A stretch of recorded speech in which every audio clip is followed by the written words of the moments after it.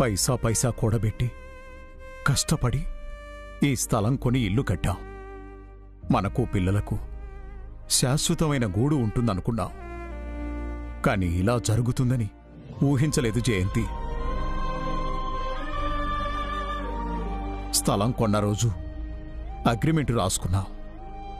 Registration చేయించాలని ఆ రోజు డబ్బులు తీసుకొని రిజిస్ట్రార్ ఆఫీసుకు కూడా వెళ్ళాను. ఏదో కారణాల వల్ల అప్పుడు రిజిస్ట్రేషన్ అవ్వలేదు. కేవలం నోటి మాటతో అమ్మిన వాళ్లకు డబ్బులిచ్చాను. ఇప్పుడు వాళ్ళూ లేరు, ఇది మనది అని చెప్పే సాక్ష్యమూ లేదు. ఏం చేయాలో అర్థం కావట్లేదు జయంతి.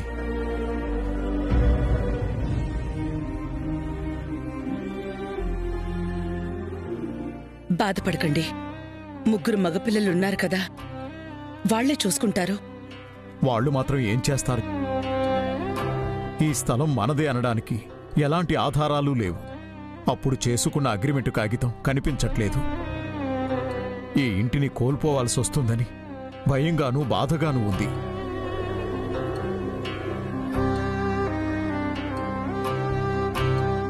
చూడండి, మనం ఏ తప్పు చేయలేదండి, ఎవరికీ అపకారం చేయలేదు.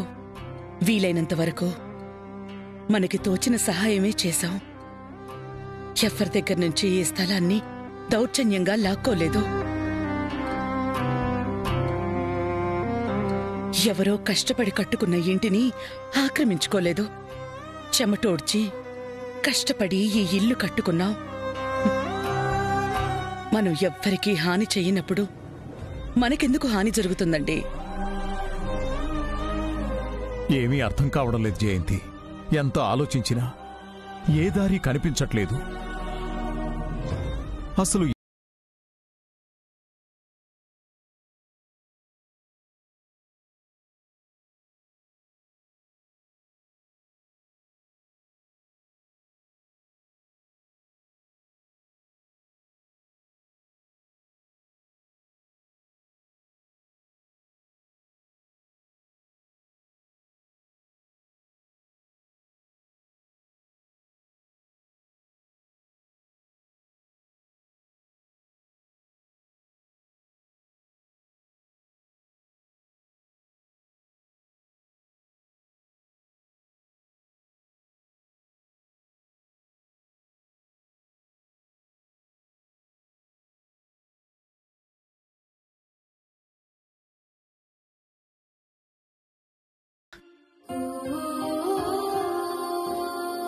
ఆ దేవతే మనల్ని ఆదుకోవాలి. ఆ తల్లే మనల్ని చల్లగా చూడాలి. ఆ అమ్మే ఈ ఆపద నుంచి గట్టెక్కించాలి. తప్పకుండా ఆ తల్లి మనల్ని కరుణిస్తుందండి. మనకు దారి చూపిస్తుంది, మనల్ని కాపాడుతుంది. ఆ అమ్మవారిపై భారం వెయ్యండి, అన్నీ మంచిగానే జరుగుతాయి. ఇప్పుడు ఆ తల్లి తప్ప మనకు వేరే దారి కనిపించట్లేదు జయంతి. ఆ తల్లి ఆదుకోకపోతే మనమేమీ చెయ్యలేం. మళ్లీ మొదట్నుంచి జీవితాన్ని మొదలు పెట్టాలి. మన పిల్లల్ని కష్టపెట్టాలి. వాళ్ళు కష్టపడుతుంటే చూస్తూ బాధపడాలి.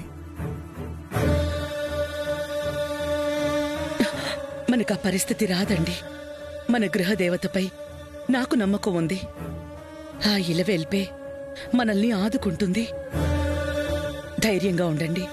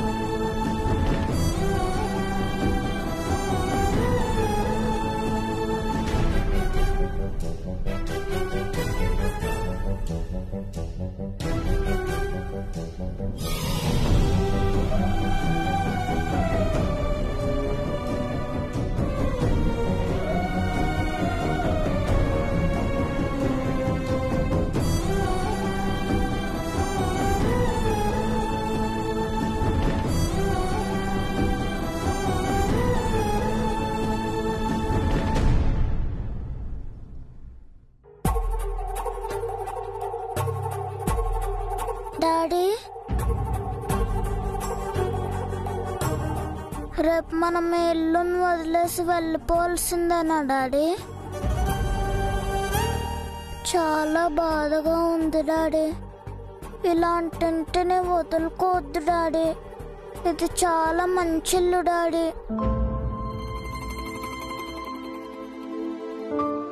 అవునండి, ఇంత మంచి ఇంటిని వదులుకుంటే మళ్ళీ దొరకదు. ఏదో ఒకటి చేయండి. ఈ ఇంటిని కాపాడుకోవడం కోసం ఉదయం నుంచి నేను చేయని ప్రయత్నం లేదండి. అన్ని దారులు మూసుకుపోయాయి. నానే గుర్తుకొస్తున్నాడు. మావయ్య, అత్తయ్య చాలా బాధపడుతున్నారండి. మీరు ఏదో ఒకటి చేసి ఈ ఇంటిని నిలుపుతారని ఆశపడుతున్నారు. నిజమేనండి, ఇప్పుడు మనమే వాళ్ళకి ఆధారం. కానీ మన చేతుల్లో ఏమీ లేదు. నాన్నకి స్థలం అమ్మి డబ్బులు తీసుకుని మోసం చేసిన ఆ వ్యక్తి ఇప్పుడు ప్రాణాలతో లేడు. మనకంటే ముందు ఈ స్థలాన్ని కొన్న వాళ్ళు వాళ్ళ పేరుతో రిజిస్ట్రేషన్ చేయించుకున్నారు. ఇటు చూసినా తప్పు మన వైపే ఉంది. మనం ఇంటిని ఖాళీ చేయకపోతే మనపై కేసు కూడా పెట్టచ్చు. అది ఇంకా పెద్ద ప్రాబ్లం అవుతుందని లాయర్ చెప్పారు కదా. పోనీ ఈ స్థలాన్ని మనం కొనుక్కుంటే? అతను నమ్మాలి కదండి. అమ్మినా కోట్ల రేట్ చెప్తారు. ఈ ఏరియాలో అంత డిమాండ్ ఉంది. అంత డబ్బు మన దగ్గర లేదు. ఇప్పటికిప్పుడు అంత డబ్బు పోగేయడం ఇంపాసిబుల్. నా కిడ్నీ బ్యాంక్ లో కొంత మనీ దాచుకున్నాను డాడీ. అదంతా మీకు ఇచ్చేస్తాను. ఈ ప్లేస్ ని కొనేద్దాం.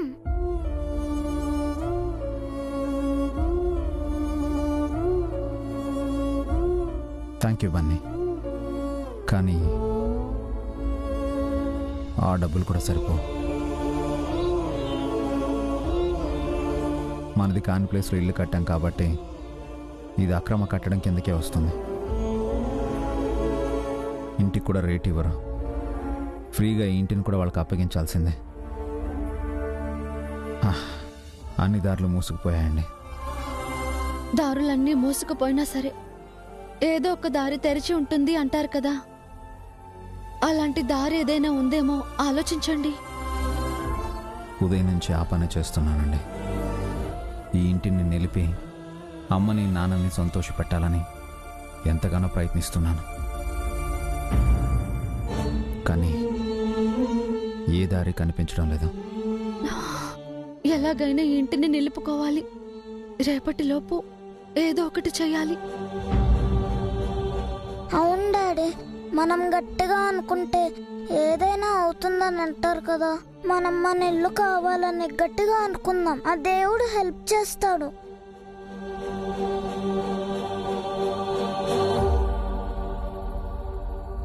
ఆ దేవుడు హెల్ప్ చేస్తాడో చేయడో తెలియడం లేదు. మా అమ్మ పావని వదిన ఈ ఇంట్లో ఎన్నో పూజలు చేసుంటారు. మొన్న అడవిలో కష్టపడి కులదేవత మొక్కు కూడా చెల్లించాం. ఇంకేం చేయాలో తెలియడం లేదు. నాకు నమ్మకం ఉందండి. ఆలోచిస్తే ఏదో ఒక దారి కనిపిస్తుంది. తప్పకుండా ఈ ఇల్లు మనదవుతుంది.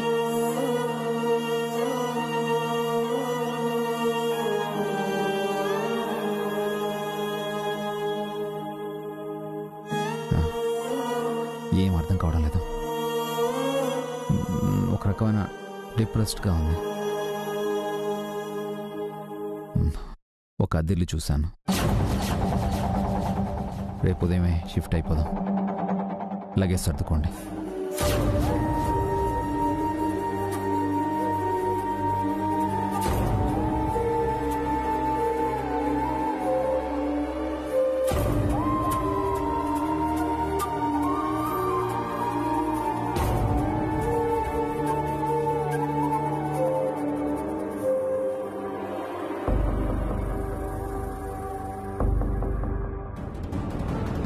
లేదు, చెయ్యాలి.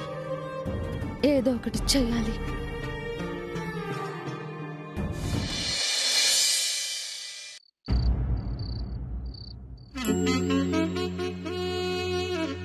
కర్మ కాకపోతే అన్నయ్య ఈ స్థలాన్ని కొని రిజిస్ట్రేషన్ చేయించకుండా ఇల్లు కట్టడమేంటి? వాడెవడో ఈ స్థలం తనదని ఇంటి మీదకి రావడమేంటి? ఉన్న పళాన ఇల్లు ఖాళీ చేయడమేంటి? అంతా నా దురదృష్టం. నా మొగుడు అర్థాంతరంగా చావకుండా ఉన్నా, నాకు రెండో పెళ్లి జరుగున్నా, ఈ రోజు నాకు ఈ కర్మ పట్టేదే కాదు. ఆంటీ, ఆంటీ ఏం చేస్తున్నారు? రేపు ఇల్లు ఖాళీ చేయాలి కదే, బట్టలు సర్దుకుంటున్నాను. అవును, నువ్వు సర్దుకున్నావా? ఎప్పుడో సర్దేశాను. ఎప్పుడు వెళ్ళిపోదామంటే అప్పుడు రెడీ. ఏంటే, నీకు కాస్తైనా బాధ లేదా? నేను బాధపడి ఏం ఉపయోగం ఆంటీ? చేయటానికి నా చేతుల్లో ఏముంది? అంతేలే, నా చేతుల్లోనే ఏమీ లేదు. నువ్వు మాత్రం ఏం చేయగలవు? కొర చిన్నడా, మనకు ఎంత పెద్ద కష్టం వచ్చిందిరా. రేపు ఇల్లు ఖాళీ చేయాలట. ఎక్కడికి వెళతాన్రా? వేరే ఇల్లు ఏమైనా చూసారంట్రా? బయట హౌస్ రెంట్స్ బాగా పెరిగిపోయాయి అత్తయ్య.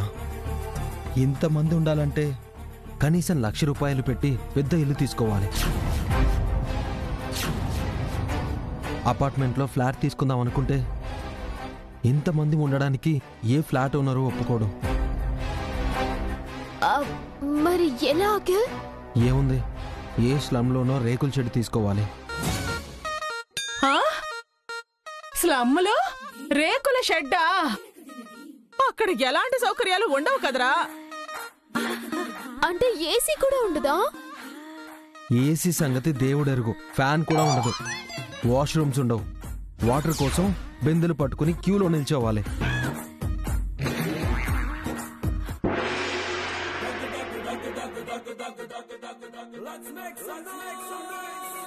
ఓసే హారిక, ఇదిగో ట్యాంకర్ రాగానే పరిగెత్తి మనమే ఫస్ట్ వాటర్ పట్టుకోలే.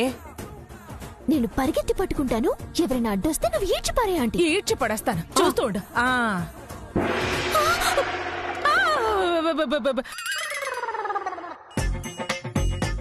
అమ్మో, తలుచుకుంటేనే భయం వేస్తోందిరా.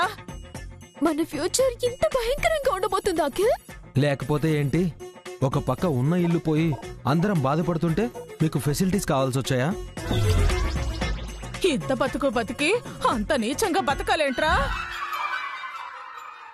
ఆయనే ఉంటే నాకు ఈ కష్టాలు వచ్చావా? హాయిగా మా అత్తారింట్లో ఉండేదాన్ని. అంటే పుట్టినిల్లు ఏమైపోయినా పర్వాలేదు అత్తయ్య నీకు? అది కాదురా, అప్పుడు నేను మీకు ఎంతో కొంత సాయం చేసుండేదాన్ని కదా. నువ్వు సాయం చేయడమా? కాస్త నమ్మే మాట ఏమైనా చెప్పవే. పారా పా. నేనేం చెప్పినా నువ్వు నమ్మవు.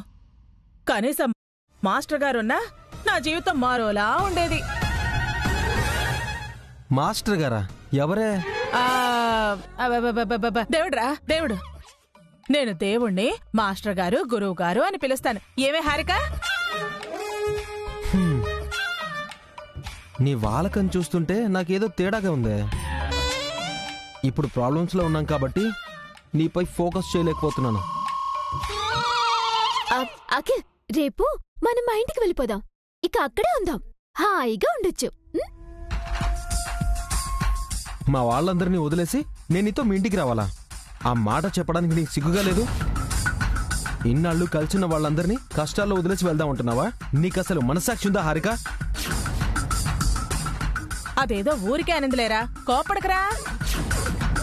ఇంకోసారి ఇలా అన్నావంటే తన్ని తరిమేస్తాను. మీ పుట్టింటికి వెళ్ళి ఒక్కదానివే హాయిగా ఉండు.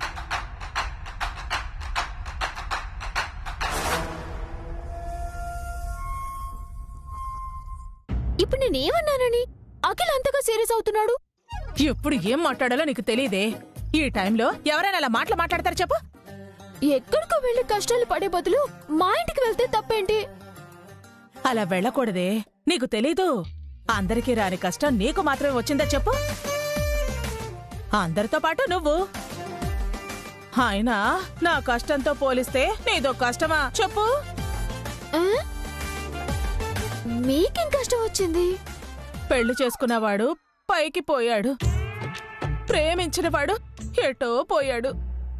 పుట్టినప్పటి నుంచి పుట్టింట్లోనే ఉంటున్నాను. రెండో పెళ్లి అవుతుందన్న ఆశ నెమ్మదిగా చచ్చిపోతోంది. ఎవరి కోసం బతకాలో అర్థం కావటం లేదు. ఏం చెయ్యాలో తెలియటం లేదు. బతుకంతా అడవి కాచిన వెన్నెలైపోతోంది. ఊరంతా వెన్నెల, మనసంతా చీకటి అన్నట్టుందే నా పరిస్థితి. మీలో చాలా వేరియేషన్ ఉందా ఆంటీ? మీ జీవిత కథను సినిమాగా తీయొచ్చు. ఫ్రస్ట్రేషన్ లేడీ అని టైటిల్ పెట్టి పాన్ ఇండియా మూవీ తీయొచ్చు. ఆ? తిట్టావా పొగిడావా? మరి లేకపోతే అది ఒక కష్టమేనా?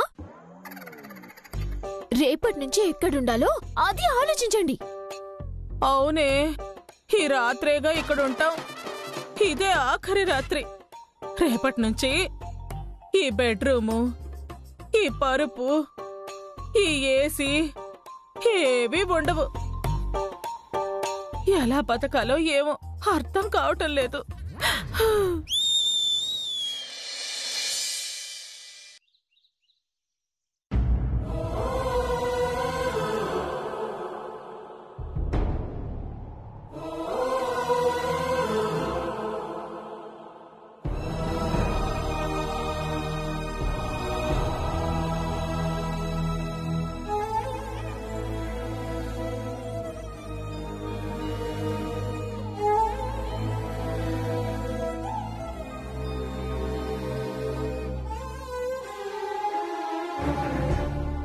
పావని,